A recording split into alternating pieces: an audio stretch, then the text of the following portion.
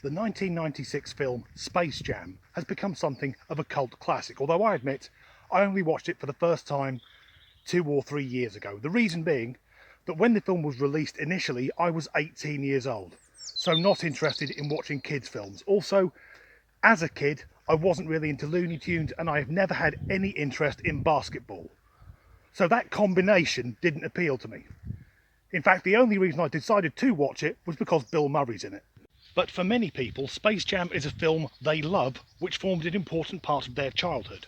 The sequel comes out this year, 25 years after the original, and the studio recently released imagery of the updated characters.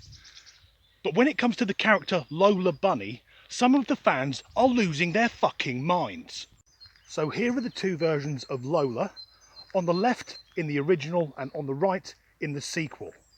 And fans are expressing their outrage because she now has smaller breasts. I'm not saying that cartoon characters cannot be sexy, and I expect some of the angry responses come from men who were approaching puberty the first time they saw Space Jam, and that is a very confusing time.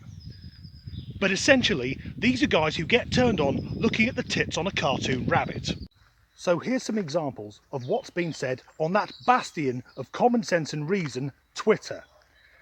Damn, what have they done to our fury goddess? I think they mean furry rather than fury, but goddess, someone's off his meds. I'm so furious I just punched a hole in the wall. And let's pretend that women with big boobs don't even exist. Well, large busted women do exist. However, basketball playing English speaking bunnies don't. Is this how the furry thing got started? And if you're not aware, furries are people who like to dress up as animals, and they make me deeply uncomfortable.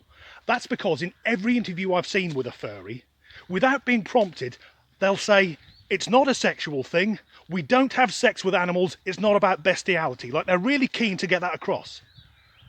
But to me, that's like having a conversation with someone where they casually drop in, I'm not a serial killer. If you look in the back of my car, you definitely won't find lengths of rope and a blood-stained claw hammer.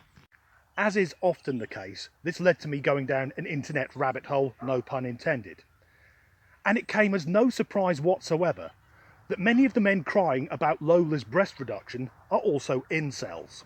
For anyone unfamiliar with the term, incels, they should be incels, padded ones for their own protection.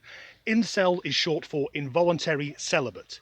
This is a mostly online community made up of men who, because they've been rejected or unsuccessful in their relationships with women, develop a pathological hatred towards all females and any man who could be deemed in any way attractive. Basically, they're the male equivalent of third-wave feminists. Basically, they're guys who can't comprehend that being a fat, sweaty mess, who spends all of his time staring at a computer screen, masturbating or frantically ranting about how much he despises women, those aren't attributes commonly sought out by the fairer sex. Maybe within the incel community, it's okay to fancy Lola Bunny because she's not a human female, their sworn enemy. But whilst I was on the site, I was scrolling through the topics on their message board and found a conversation about a YouTuber I follow, 29-year-old American June Nicole Lapine, better known as Shoe on Head. I've been following June's work for years because she's intelligent, articulate and hilarious. But on this message board, there was an ongoing conversation between 5 different men who were constructing this bizarre fantasy of how they were going to abduct, torture, gang rape and murder her. And then they wonder why they're still single. And there's something else that's been upsetting people over the last few days. A toy which has been in continuous production since 1952 is getting a name change. Mr. Potato Head will now be known as Potato Head. To be honest, I doubt that Hasbro are trying to make a statement about being gender non-binary, in the same way that I doubt the film company behind the new Space Jam is really that bothered about objectifying women. They're following the trend which many large companies are now doing. Virtue signalling, in the hope that if they appear to be more woke and progressive, people will start shoveling money at them.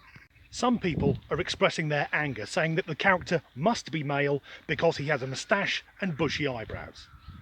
Once again, I think we need to refer to third-wave feminists, many of whom have facial hair rivaling mine. But the only way we'll know if the newly named Potato Head really is a mister is if he gets his cock out. Toy Story would have been a very different movie if the then named Mr. Potato Head had said, "Woody, I'm packing my angry eyes and also an absolute raging erection in case we get into trouble and need to fuck our way out." So that's what's been triggering the internet's finest idiots.